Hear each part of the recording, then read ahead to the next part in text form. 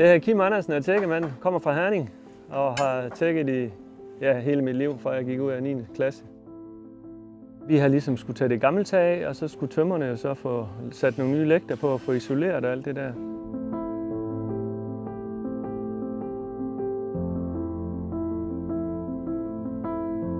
Her skal vi også prøve på at følge tømmeret, så vi måler faktisk meget på det, hvor vi prøver på at lave det lige skævt, som det var. Altså vi skal ikke prøve på at lave det lige. Dampspærren er rigtig vigtig i stråtaget, den er tæt, fordi at hvis der er damptryk inde i huset, så vil fugten jo vandre ud igennem taget, eller ud igennem isoleringen og ud igennem taget. Og så er der en chance for, at det kan kondensere i taget, og så røgner taget altså. Så derfor er det rigtig vigtigt, at man har en tæt dampspærre i et stråtag i dag. Og deroppe der kan man se de gamle finske lægter med tækgarn, der hænger omkring, og masser af støv.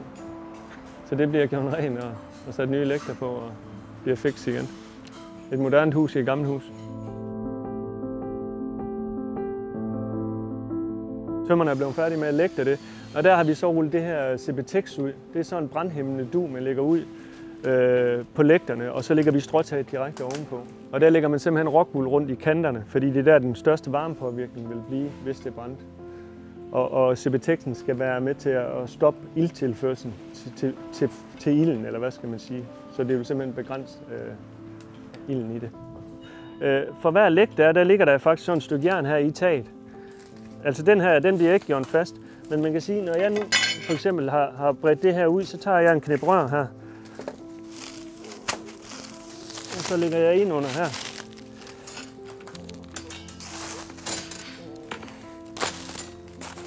Og så trækker man de her plastik nogle væk. Så ryster man det lige godt til sig.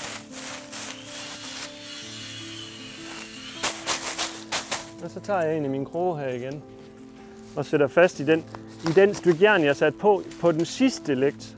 Og så holder det egentlig, indtil jeg er færdig med at arbejde med det. Så nu kan det holde det der. Men så retter man egentlig bare taget til her. Og så rykker man ud, så man får det til at se, som man vil. Og så når jeg har gjort alt det der, så borer jeg den faktisk fast i den læg, der hænger heroppe. Og så kan man sige, at næste gang, så tager jeg det her af, og så rykker jeg bare det hele med op hele tiden. Altså det er jo stråtag ligesom alle mulige andre. Det her der er lidt specielt for det her forhold til de tag, vi plejer at lave op i Midtjylland. Det er, at det er noget mere stejl det her.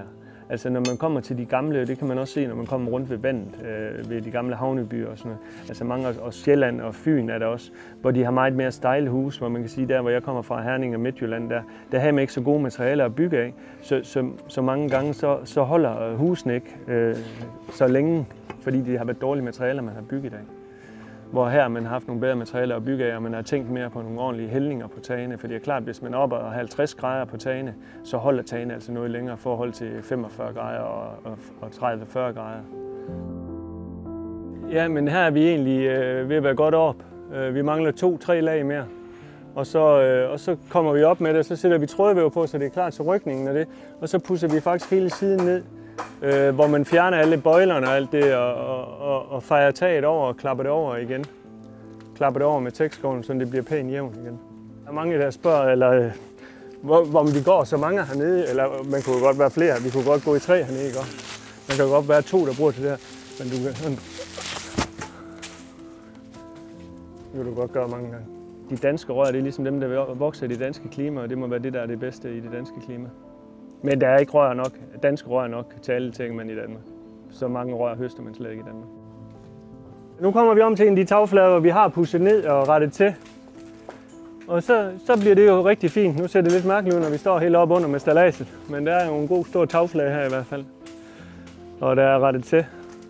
Hvis du har tagets tykkelse, så du har den der binding, den der stykke jern, der er inde i taget. Og det er jo ikke ligegyldigt, om den ligger her eller ligger her. Den skal selvfølgelig ligge så langt inde som muligt, men det skal også ligge så langt ude, at taget kan holde. Så det er sådan en balancegang.